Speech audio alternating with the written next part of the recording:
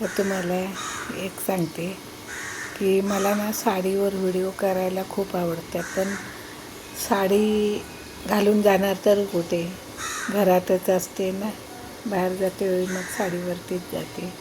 काय लोक म्हणत असतील, ताई कशा आहे व्हिडिओ करतात. सॉरी, मला व्हिडिओ करायला आवडतात, मला बोलायला पण खूप आवडतं.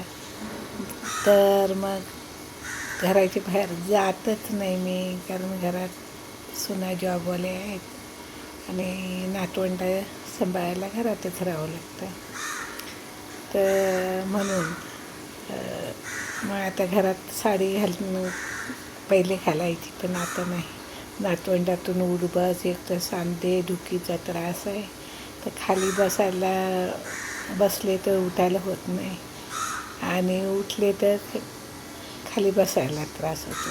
घालायचा सोप्यावरतीच बसायचं, खुर्चीवरतीच बसायचं, आणि मग साडी कुणी आवरायची. खूप पहिली माझी एवढी मी 4 मुलं, शाळेत 4 मुलांची वेगवेगळे टाईम, आणि त्या मुलांना मी घरी ट्यूशन 5वीपर्यंत घ्यायचे, आणि 5वीपासून 5वीच्या नंतर मग त्यांना मी ट्यूशन लावली मुलांना. तर मी किती जिने चढ उतार करायचे. लोक मला विचारायचे की पायाला चाकं लावलेत का. एवढे दिवसभर मी बाहेरच फेऱ्या मारायचे, प्रत्येक मुलाला आणायचे सोडायचे, आणायचे सोडायचे, मग ट्यूशनला घेऊन जायचे, मग परत घरी यायचे. आणि मुलं पण एवढे टकाटक, मी पण दर दिवस वेगवेगळी साडी, तीसुद्धा इस्त्रीची साडी घालून. नवरात्रांमध्ये 9 दिवस 9 कलरच्या साड्या, असा माझा पहिला रुबाब होता. आता नाही, आता म्हणतात ना 40 ओलांडलं ना की मनुष्य म्हातारं झालं. मला तर 35व्या वर्षी संधिवाताने त्रास होत होता, तरी मी लक्ष नाही तब्येतीकडे दिलं, आणि लक्ष देऊन तरी काय. आत्ता मला वाटतं 10 वर्षापूर्वी मी ट्रीटमेंट घेतली. काय डॉक्टर काय म्हणतात की खाली बसू नका, मांडे घालू नका.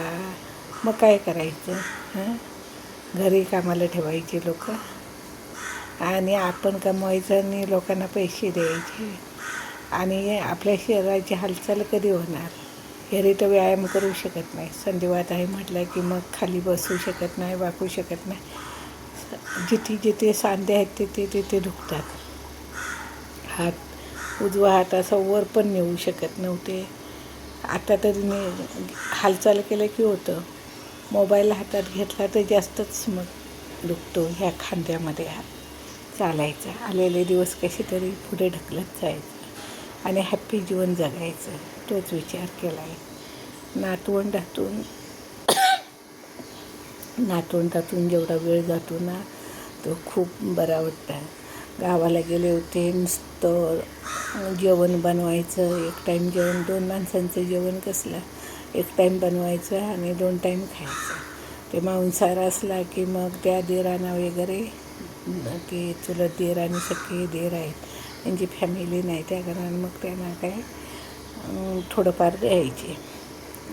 असं करून 15 दिवस काढले. पण मला ना कामच काही नाही, आणि मोबाईलला पण रेंज नाही, त्या कारण मग एवढं बोर झालं होतं की ती नातवंडच पुढ्यात दिसायची. नाराज होऊन राहायचं, काम झालं की नाराज. आणि मुलं मग मुंबईवरून, तो आमचा पहिलेला नातू आहे, शौर्य आहे 6 वर्षाचा, पण एवढा डांबरस आहे. आई मी तुला मिस करतो आहे, आणि माझा छोटा भाऊ मिस करतो, तुझे व्हिडिओ का दिसत नाहीत, प्लीज आई व्हिडिओ कर. अरे व्हिडिओ करते मी, गावचे खूप छान छान व्हिडिओ होते, मी व्हिडिओ करते, पण रेंज नाही, त्या कारण मी टाकू शकत नव्हते व्हिडिओ. आणि मुलं म्हणतात आम्ही मिस करतो, नातवंड म्हणतात. चालायचं, सवय झालेली माझी नातवंडांना, आणि मला पण त्यांची सवय झालेली. कामाचं काही वाटत नाही, पण फॅमिली पाहिजे बरोबर, असं मला तर वाटतं. माझ्या मिस्टरांना गाव आवडतो, पण ते मोबाईलकडे बघत पण नसायचे. रेडिओ घेऊन गेले ते आपले, सदा आणि कदा ते रेडिओ लावून बसायचे. पण मला तसं नाही. मला काम काम तर काय 2 माणसांचं, आणि कसं सारवण वगैरे काढायचं तर दुसरे माणसाला पैसे देऊन सारवण काढावं लागायचं जमिनीचं. आमच्या इथे रस्ता नाही ना. रस्ता झाला की आम्ही मस्त झकासपैकी लादी बसवू, सगळं मस्त मस्त करू. स्वप्न आहेत आमचे. एकदम आता खेडेगाव आहे, चालायला पण होत नाही. पण बघू आता, सरकारने रस्ता मंजूर केला आहे, कधी चालू होतं आहे बघू रस्त्याचं काम. चला, बोलू वाटतं म्हणून व्हिडिओ करते. तुम्हाला माझा व्हिडिओ आवडतो की नाही ते बिनधास्त सांगा, आणि जिथे माझं चुकत असलं तरी मला सांगा. मला काय बांधव बोलले की ताई तुम्ही छान व्हिडिओ करताय, पण अजून तुम्हाला बोलण्याची प्रॅक्टिस नाही आहे, तर लिहून काढा आणि मग बोला, असे बोलले. तर मी धन्यवाद देते त्या दादांना. मला सांगतात, सपोर्ट करतात त्यांना. असंच तुम्ही मला सपोर्ट करा. मला राग नाही. जे माझं चुकतं आहे त्याच्यातून मी चुकता शिकतं ना माणूस, त्याच्यातूनच बोध घेऊन पुढे जातं.